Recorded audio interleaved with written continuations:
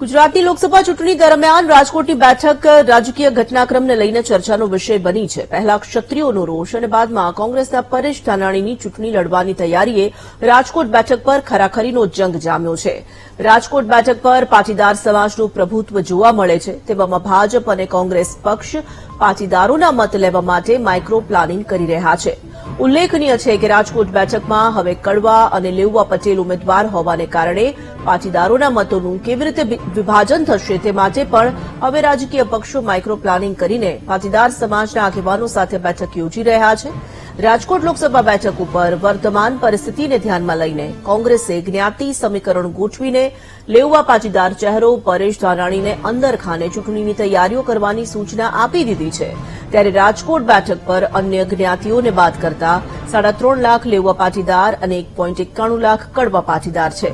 આમ રાજકોટ બેઠક પર પાટીદાર સમાજ ઉમેદવારની હાર જીત અને લીડ માટે ખૂબ જ મહત્વપૂર્ણ સાબિત થશે. સાથેનો નાતો એને પણ ધ્યાનમાં લેવામાં આવ્યો છે. પરેશભાઈ ધાનાણી અમારા નિર્વેલા નેતા છે. વિધાનસભા કોંગ્રેસ પક્ષનું નેતૃત્વ કરી ચૂક્યા છે. યુવાન સાથી છે અને સૌથી વધુ લોકોના પ્રશ્નને સમજી શકે તેવું. એટલે ગ્રામ્ય વિસ્તારનો માણસ મળે તો એને પણ પરેશભાઈ પોતાના લાગે, શહેરી વિસ્તારનો યુવાન મળે તો એને પણ એમ લાગે કે પરેશભાઈ આપણી વાત કરે છે. એટલે તમામ લોકો સાથે તાલમેલ કરી શકે તેવા પરેશભાઈ ધાનાણી કોંગ્રેસ પક્ષના એક યુવાન નેતા છે, ચહેરો છે.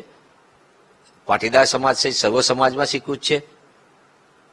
જાતિવાદી રાજકારણથી ઉપર ઉઠીને હંમેશા કામ કરનારો નેતા છે.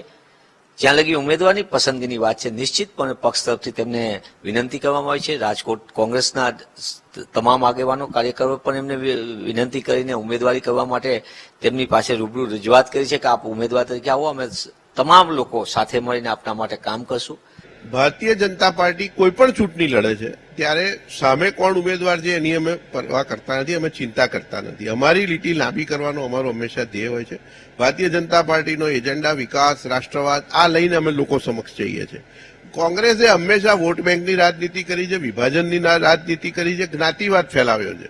એ ગુજરાતના અને દેશના લોકો જાણે છે. ભારતીય જનતા પાર્ટીએ ક્યારે આમાં પડી નથી.